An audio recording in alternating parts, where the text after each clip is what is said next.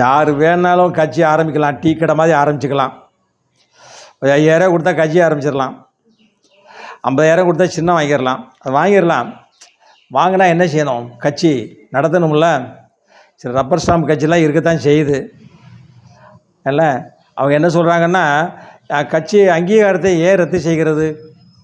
நாங்கள் திருமணம் செய்வோம், முதலுறவு நடக்காது, சரி பாஸ்போர்ட் வாங்குவோம், 10 வருஷம் ஆகியும் காலாவதி ஆகிவிடும், நாங்கள் வெளிநாடு போக மாட்டோம், டிரைவிங் லைசன்ஸ் வாங்குவோம், கார் ஓட்டவே மாட்டோம் அப்படிங்கிற மாதிரி இருக்குது.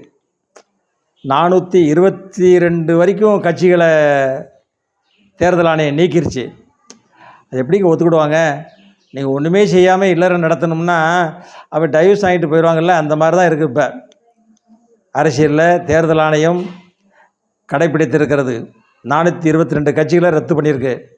மக்கள் வரவேற்பு கொடுக்குறார்கள், சிலர் எதிர்க்கிறார்கள். கட்சி நடத்துகிறவங்க எதிர்க்கிறாங்க.